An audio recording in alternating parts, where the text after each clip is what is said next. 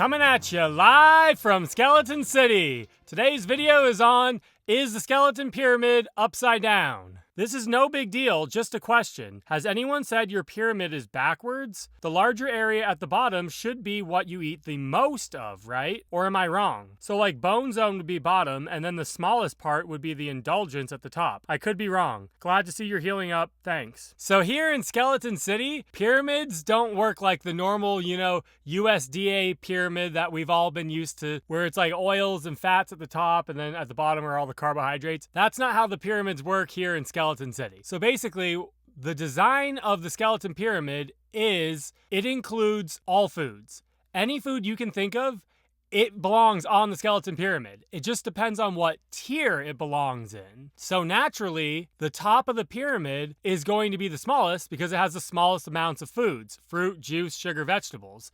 That's a very small amount of food, and then when you go to tier 2, the pyramid gets a little bigger because now you added starch back in, so that gives you a more wide variety of foods. And then tier 3, you're adding a little bit of fat and protein back in, so that's making it even more wide. And then obviously at the bottom, tier 4, you have all the foods. So you're not supposed to look at the pyramid in the sense of like the bottom largest part of the pyramid is where you spend the most time in. Actually, for most people, they'll be spending most of their time in tier 3, which is the maintenance zone. And really, you don't want to spend that much time in tier 1, and you really don't want to spend that much time in tier 1 or tier 4. Like the top and bottom, those are like the two extremes of the pyramid, and you, over the course of your life, let's say you're going to be alive for the next 70 years. Over the next 70 years, you're probably going to be eating from tier 1 and tier 4 the least, or at least you should be. You should spend most of your time right in the middle of the pyramid, tier 3. That should be, like the Okinawans and all the blue zones. That's the majority of their diet is tier 3. And then,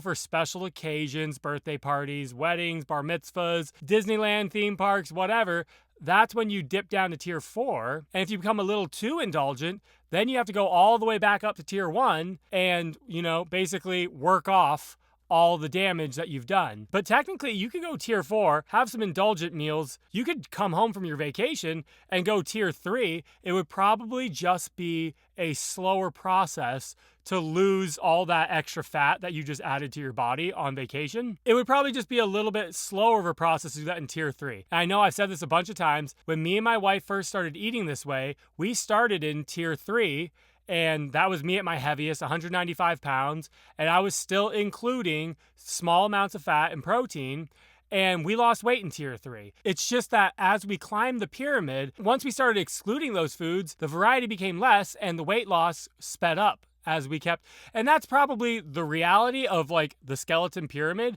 is that who really wants to just eat, watermelon and mangoes all day? Probably a big reason on why the skeleton pyramid works is flavor fatigue. And that's like a thing that like speed eaters or like champion like food challenge eaters, they talk about flavor fatigue a lot. That's why like whenever they're eating, say they have to eat a massive pizza and hot wings or whatever, they specifically strategize like which foods are going to have like certain flavors, and they put that in certain orders so they can get in as much food as they can in like the proper amount of time or whatever. So basically the skeleton pyramid may as well be like the flavor fatigue remover pyramid, because as you're climbing the pyramid, you're just removing more and more flavor, and eventually it's like it's also kind of like what Penn and Teller, the dude the magician, and he only ate potatoes, and he lost like a crazy amount of weight because all he did was eat potatoes for like, 100 days or something like that. It's because eventually you can only eat so much of one food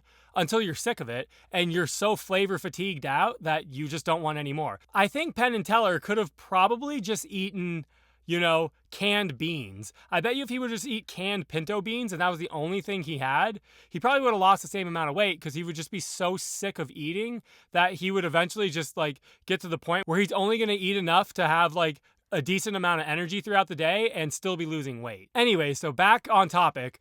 Why is the pyramid upside down? It's not upside down. It's to show that the most amount of foods that you can eat are on the bottom, which is all the foods.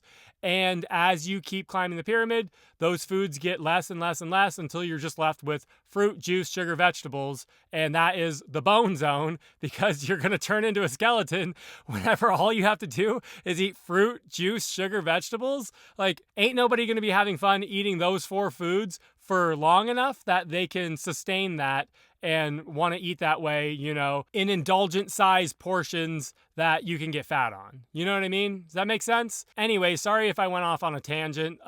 That's kind of my best way of sort of explaining why the skeleton pyramid is set up the way it is. So thanks for the question, and until next time, my friends, stay bony.